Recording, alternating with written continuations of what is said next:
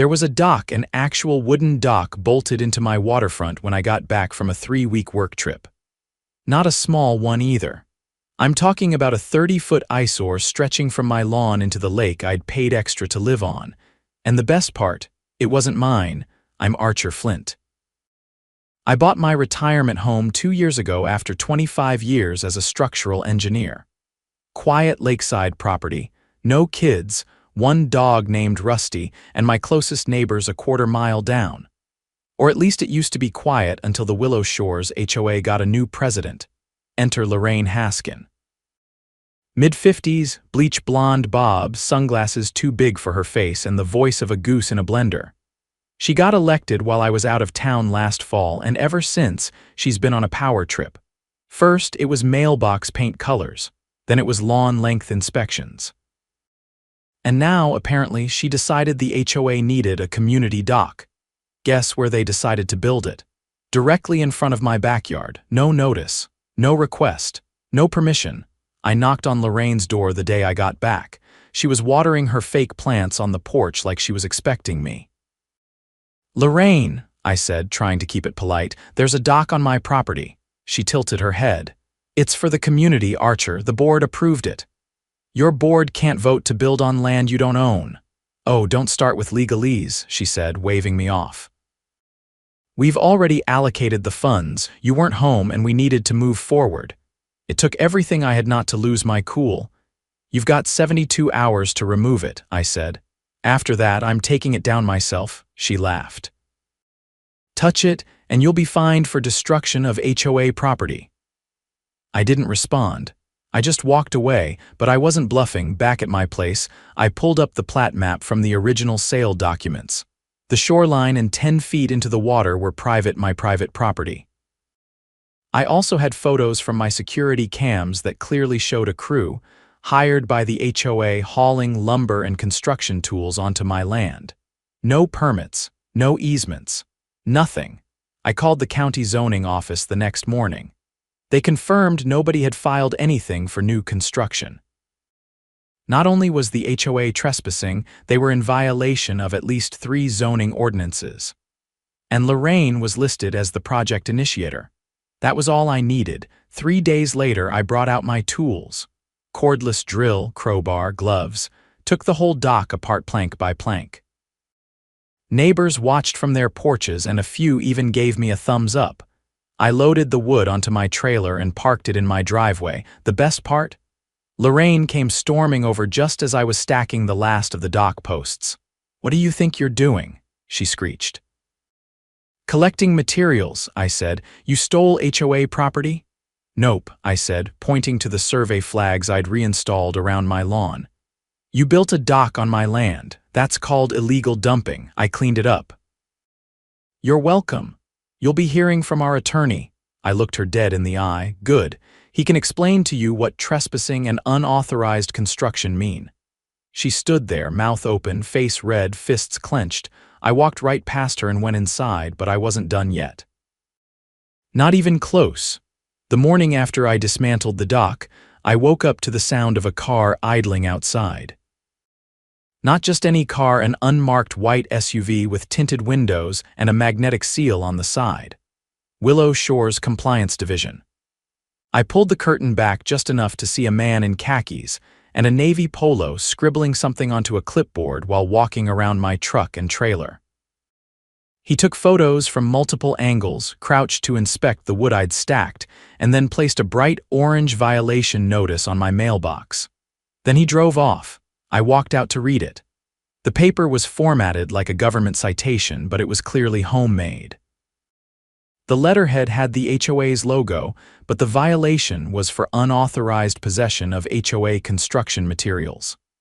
The fine, $500, due in 5 days. I folded the paper and walked it straight to the fire pit behind my shed. An hour later, I was at the county courthouse filing a report for illegal construction and environmental disruption. The clerk raised her eyebrows when I showed her the photos of the dock, and the plat map proving it was on my land. She made a few calls, and within minutes I was sitting across from a zoning enforcement officer named Jasmine Riedel. "You're telling me they built this without a permit and without your consent?" she asked. "They didn't even leave a note," I said. I came home and it was jutting out of my yard like it belonged there. Jasmine leaned back in her chair. "We've had complaints about Willow Shores before. Usually it's small things, mailbox height, flower beds, that sort of nonsense, but this is serious. That lake's part of a protected watershed. You can't just drive pilings into the shoreline without an EPA permit." I handed her a flash drive with the footage from my outdoor cameras. She plugged it into her laptop, watched for a few minutes and nodded. "This'll do. I'll need to open a code enforcement investigation. Do I have your permission to contact law enforcement if the property lines were violated?" "You do," I said. She looked up. "You might want to prepare for pushback. HOAs like this don't roll over easy." "I'm not asking them to roll over," I said. "Just to back off what doesn't belong to them."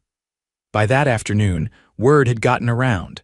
I noticed more neighbors walking their dogs past my house than usual, all slowing down to peer at my trailer full of dismantled dock lumber. A few chatted with each other in low voices, glancing back at my windows. I didn't mind. Let them wonder. That evening, a letter arrived in a sealed envelope, hand-delivered and unsigned. It wasn't from the HOA, it was from a neighbor, apparently anonymous. The letter was typed, and the tone was clipped and formal. "Mr. Flint, please be advised that your recent actions have drawn unnecessary attention to the community and may result in neighborhood devaluation. We strongly urge you to return the materials and issue a formal apology to avoid further escalation." I read it twice, then slid it into a file folder I'd started labeling HOA shenanigans. I had a feeling I'd need it later. The next day, Jasmine returned with a sheriff's deputy and a surveyor. They walked the shoreline, took fresh measurements, and used stakes to mark the legal boundary. The deputy took official photos. When he was done, he asked if I wanted to press charges for trespassing. I paused. "Not yet," I said. "Let's see how they react to this." That afternoon, Lorraine showed up again, this time with two other board members, a man in his 60s with a limp and a younger woman with a clipboard and a tight jaw. They came right into the yard without asking, stopping 2 feet from the marked boundary line. "We're here to negotiate," Lorraine said. I stayed on my porch. "Then stay on your side of the line." The man with the limp held up a piece of paper. "We're offering to repurpose the dock if you return the materials. We'll move it to the other side of the lake." "No hard feelings." "You think I took it for fun," I said. "You dumped thousands of dollars of illegal construction on my private property. I'm keeping it as compensation for the cleanup." "That's theft," the woman with the clipboard said. "No," I said, pointing to the new sheriff's photos posted on my garage door. "This is evidence, and the county's already investigating." Lorraine narrowed her eyes. "You think you can scare us with paperwork? We have legal counsel." "Good," I said. "Because you'll need it." They left without another word. That night, I got a call from an unfamiliar number. When I answered, a thin voice said, "Mr. Flint, this is Officer Delgado with the State Environmental Agency. We've received a forwarded complaint regarding illegal shoreline modification at your address. May I ask if you authorized the dock construction?" "I didn't even know it existed until I got home," I said. "It was built while I was gone. We're sending an investigator to assess the damage." If the construction was unauthorized, the HOA could be facing civil penalties and environmental fines. "Good," I said. "I'll be home all week." 2 days later, a black SUV with state plates pulled up. A woman in a windbreaker stepped out and introduced herself as Agent Calloway. She spent over an hour measuring post holes and inspecting the disturbed sediment around the waterline. When she was done, she handed me a contact card. "This is going to get messy," she said. "But you're in the right. That shoreline's protected for a reason. If they used treated lumber or disturbed aquatic vegetation, they're in violation of multiple regulations." "They never asked," I said. "They just assumed they could take whatever space they wanted." "That's not how it works," she said. "Not anymore." On the third day, Lorraine escalated. A tow truck rolled up at dawn and tried to hook up to my trailer. I stepped outside just in time and shouted at the driver before he could latch the chain. "You got a removal order?" I asked. The guy looked confused. "I was told this was illegally dumped equipment." HOA said it was theirs.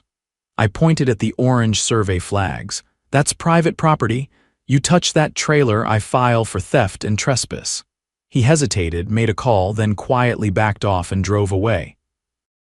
I followed up that afternoon by filing a police report against the HOA for attempted theft.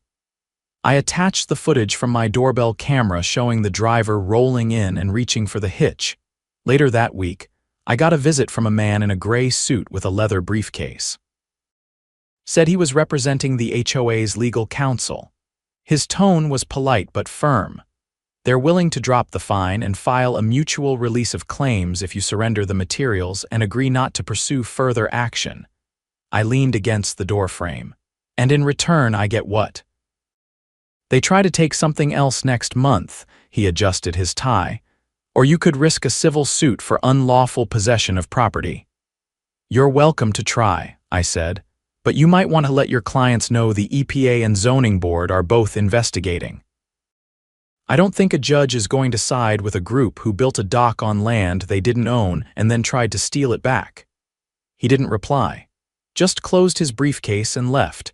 That night, I got an email from Jasmine. The county was issuing a stop work order on any new HOA construction until the investigation concluded. The State Environmental Agency had also issued a compliance hearing notice, with Lorraine named directly, and best of all, a neighbor I'd never spoken to before, a retired judge named Howard, dropped by with a six-pack and a smile. "I've been waiting for someone to stand up to that woman," he said, settling into one of the chairs on my porch. "Mind if I help you draft your counterclaim? Be my guest," I said. "We've got a lot of material to work with." It was the following Monday when the real storm hit, not the kind that darkened skies or rattled windows, but the kind that arrived in pressed suits and badge carriers. I was in the backyard replacing a cracked step on my deck when a white sedan pulled up beside the house. Two men stepped out, one in a navy windbreaker with a gold badge clipped to the chest, the other in business casual with a clipboard tucked under his arm. The first one introduced himself. "Detective Rains, County Property Crimes Division. This is Investigator Dalton from the State Auditor's Office." I wiped my hands on a rag. "What brings you to my end of the lake?" Dalton flipped open the clipboard. "We've been reviewing financial documentation from the Willow Shores HOA. Your situation triggered a deeper dive." "I figured they might be cooking something," I said. "What you find?" Rains glanced at the wood stacked neatly along the side of my garage. "We'd prefer to walk you through it inside if you don't mind." I led them into the living room. Rusty followed them cautiously, sniffing their shoes before settling down by the fireplace. Dalton laid out a map of the community and tapped a red dot marked directly over my lot. "This is what they submitted to the county's permit office as part of a capital improvement request. It shows your shoreline as common access reserve, a designation that doesn't exist in the original plat." "I've got the deed," I said. "It's not common anything." "We've seen it," said Rains. "The problem is, they attached this fabricated map to a funding request that unlocked nearly $30,000 in reserve funds. Those funds were then paid to a contractor, Garland Shoreline Services." I raised an eyebrow. "Never heard of them." Dalton pulled out a printout. "They're real. But here's where it gets interesting. The payment never hit Garland's business account. It was rerouted through a shell company registered last year to someone named, wait for it, Maxine Haskin." I frowned. "Lorraine's sister." "Correct," Rains said. "The contractor who actually did the work wasn't licensed. He was subcontracted under the table. The dock was built with unapproved materials, no permits, and the funds used were misappropriated from the HOA's contingency fund." Dalton leaned forward. "That's felony fraud, at least 2 counts.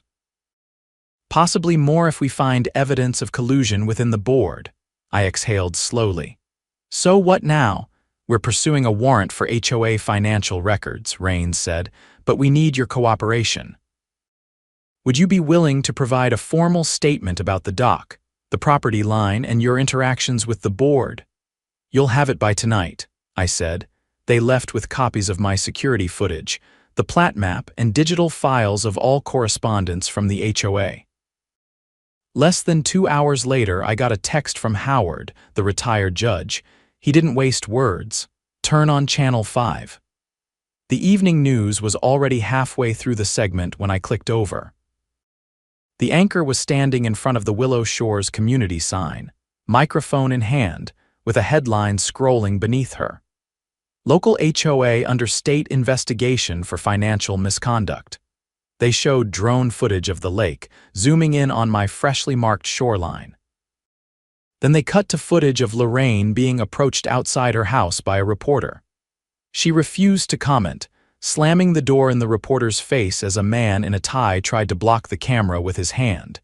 The anchor turned to the camera. Sources say the president of the HOA is being investigated in connection with falsified documents and misuse of homeowner funds. The state auditor's office confirmed that a criminal inquiry is underway. The phone didn't stop ringing that night. A few neighbors called to apologize for staying silent.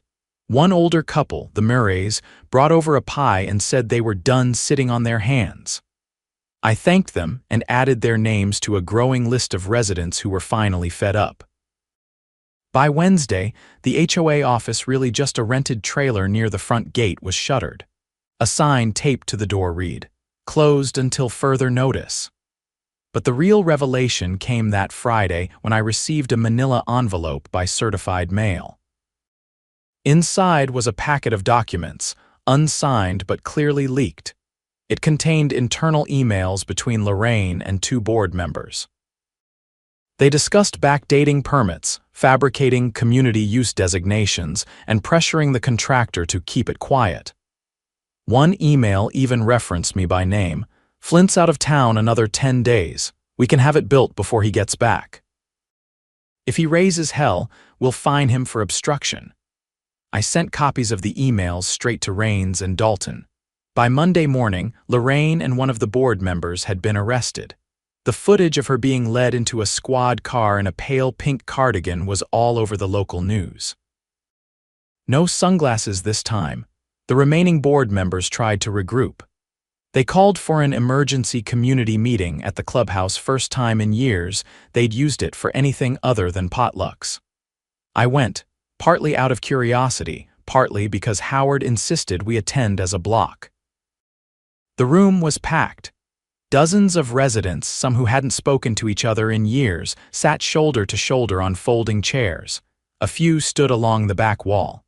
At the front, the remaining board members looked more like defendants than leaders. One of them, a wiry guy named Brent, who'd always looked nervous even before all this, stepped up to the mic. "We understand that recent events have shaken the community. We are cooperating fully with law enforcement, and we're looking to appoint interim leadership until formal elections can be held." A woman stood up from the third row. "How do we know the rest of you weren't involved?" Murmurs rippled through the room. Another man shouted, "You all signed those checks," Brent stammered. We didn't know the funds were being diverted. Lorraine handled most of the finances." Howard stood up beside me. "That's not an excuse," he said. "You signed off on a project built on someone else's land. You never notified the homeowner, never verified the boundaries, and then tried to punish him for pushing back." I stepped forward. "There's a motion on the table," I said. "Dissolve the current board. Appoint a temporary trustee panel composed of homeowners who have never served. Let them manage affairs until a special election is held, supervised by a third-party mediator." Brent looked like he wanted to melt through the floor. "We don't have the authority to. You lost your authority when you let a con artist run the show," someone else said from the back. A vote was called on the spot. Out of nearly 60 homeowners present, only 2 abstained. The rest voted to remove the seated board immediately. Howard was elected interim trustee by a landslide. I was named oversight coordinator, mostly because people figured I already had the receipts and they weren't wrong. Over the next week, we launched a full audit of HOA finances. What we found would have made a banker faint. Gym equipment that never existed, landscaping contracts billed twice. A playground renovation that was paid for but never done.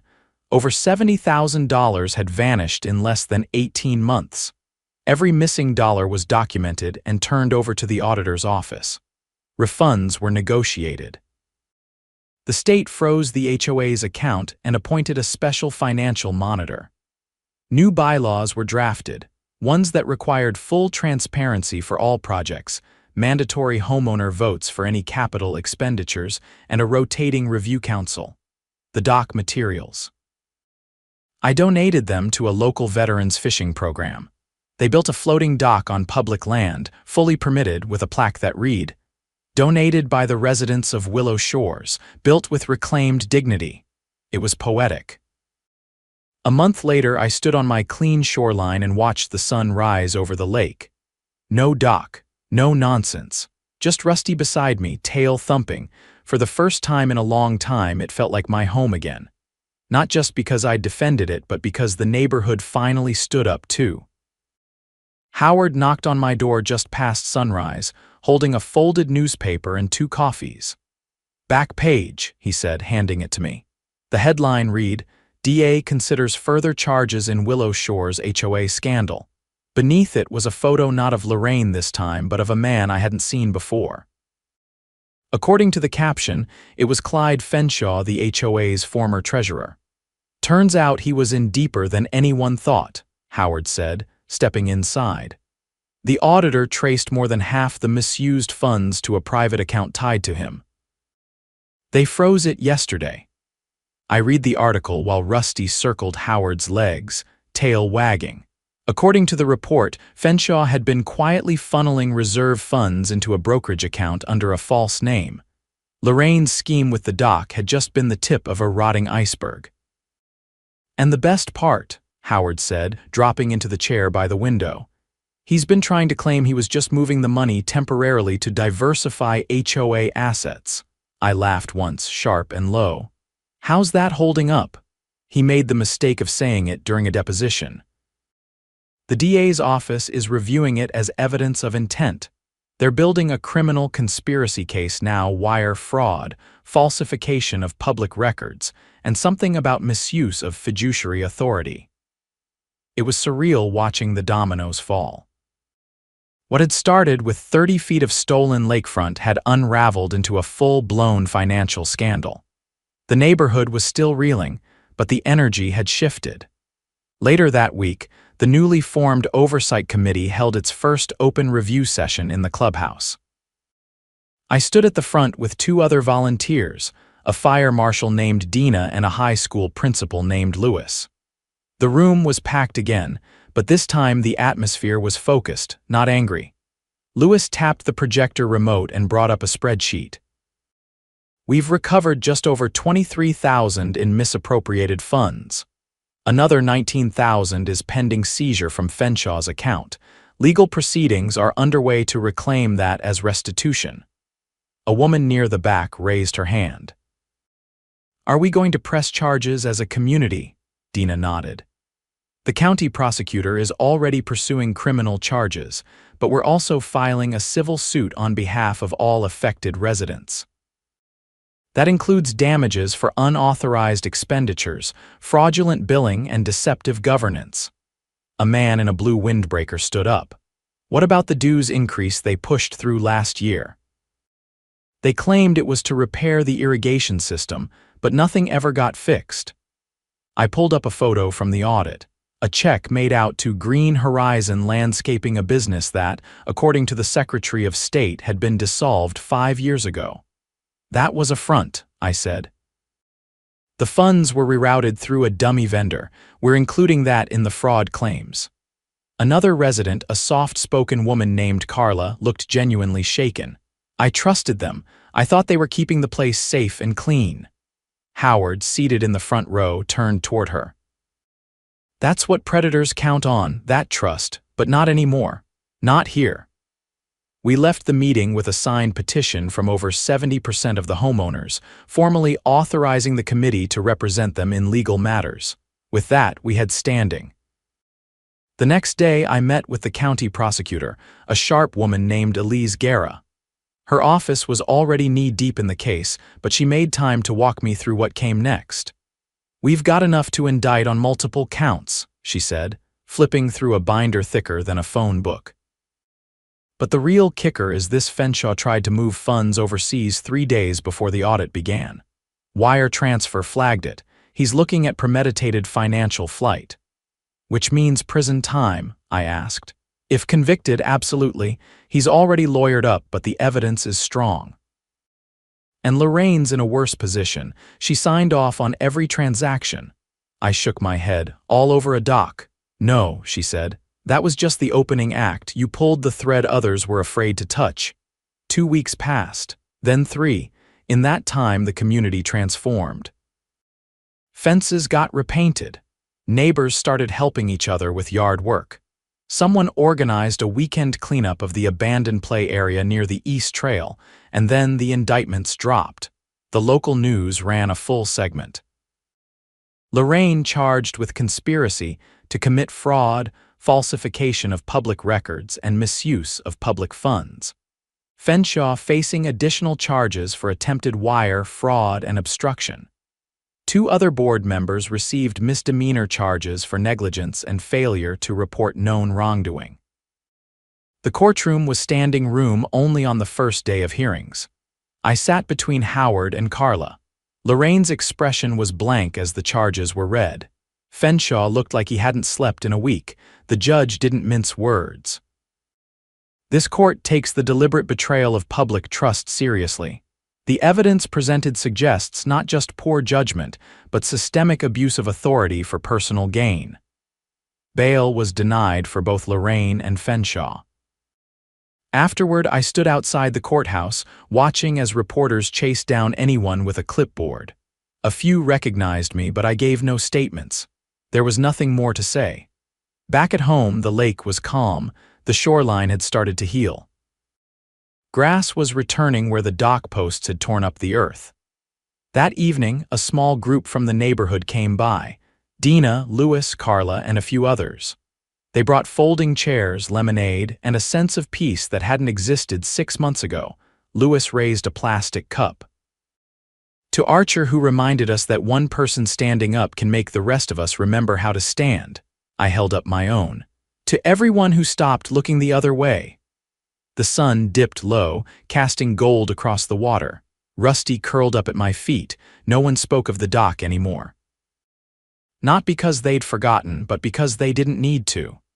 It had become the symbol of something bigger, and its removal had cleared more than just wood and nails. It had cleared the path forward.